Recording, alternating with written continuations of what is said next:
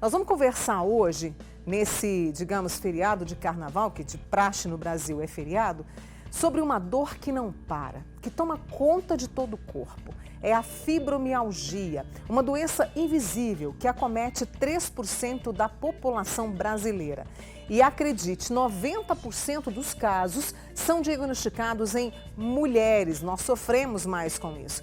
Nós convidamos a médica especialista em dor, a doutora Amelie Falcone, que está falando com a gente, se não me engano, de Juiz de Fora. Amelie, bom dia. Obrigada por nos atender nesse feriado, viu? E para conversar sobre um problema de saúde que é seríssimo, né?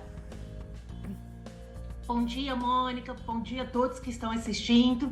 E exatamente, é um problema que é extremamente sério, delicado e que acomete uma população que sofre muito preconceito por ser portador dessa síndrome. Exatamente, eu estava conversando ontem com uma amiga que falou, Mônica, eu não sei lidar com essa doença e principalmente porque as pessoas não acreditam. Mas vamos começar sobre a questão, vamos trazer algo assim que às vezes as pessoas se confundem. Causas, a gente tem, assim, a gente pode enumerar algumas causas da fibromialgia? Normalmente, a fibromialgia, ela acomete as pessoas após um fator estressante na vida delas. Entendo. Normalmente, quando você volta na história do paciente, sempre tem algum momento de estresse ou algum momento de trauma, e a partir dessa situação foi que começaram e desencadearam os sintomas que envolvem a fibromialgia. E no caso, essas dores, elas são constantes, são, digamos assim, 24 horas eu vou sentindo essas dores, elas vão progredindo e se concentram em alguma parte do corpo no início da doença, doutora Amelie? Mônica, as dores da fibromialgia são dores difusas, elas Entendi. acometem o corpo inteiro. Como tem alguns pacientes meus falam, que acomete até a raiz do cabelo dói. E dói normalmente 24 horas por dia, 7 dias na semana. As dores da fibromialgia, elas não dão folga para os seus portadores. Uma coisa que acontece é, às vezes, ela flutuar. Em alguns momentos, esses pacientes estão na crise de dores, em dores excruciantes, e em alguns momentos eles estão com dores leves, mínimas, que não incapacitam as suas atividades do dia a dia. Mas a dor, ela é constante na fibromialgia. E aí essa questão de limitar, a pessoa não consegue fazer nada, muito menos trabalhar. Esses são casos raros ou comuns, Amelie? Não, são casos extremamente comuns. Olha Se você só. pensar, Mônica, se eu quebrar a perna, eu vou ficar um mês sem trabalhar até o meu osso cicatrizar, porque a dor vai me impactar, atrapalhar. Agora você imagina se sentir dor 24 horas por dia, 7 dias na semana. Nossa. Isso além de dor, que já incapacita o portador de fibromialgia, também gera alterações de sono, gera alguns sintomas de ansiedade, depressão ou a própria doença, e gera esse conjunto de sintomas que envolve o quê? Em dificuldade de estudo, em dificuldade no trabalho.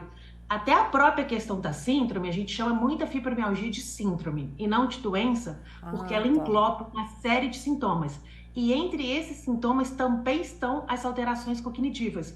Então, além da dor, esses pacientes podem ter alterações de memória, dificuldade de concentração, e isso impacta muito na atividade profissional e também nos seus estudos.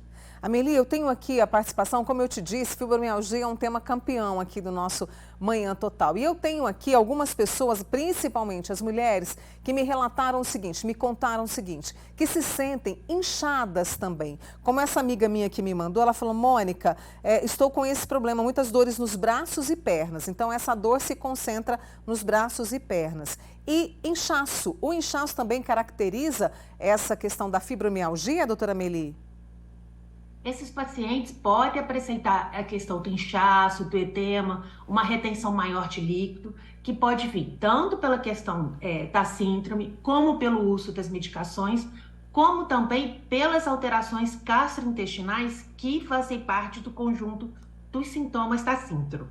Uma coisa que é muito importante falar, Mônica, é que se esses pacientes estiverem apresentando edemas de articulações, principalmente alguma articulação específica, vale a pena passar por um profissional de saúde até para fazer um diagnóstico diferencial, porque pode ser outra doença reumatológica. Entendi. A questão da fibromialgia, ela apresenta uma dificuldade de diagnóstico ainda, Os pacientes demoram muito para serem diagnosticados, porém, nós também observamos um excesso de diagnósticos, visto que ela ficou sinônimo de dores no corpo inteiro.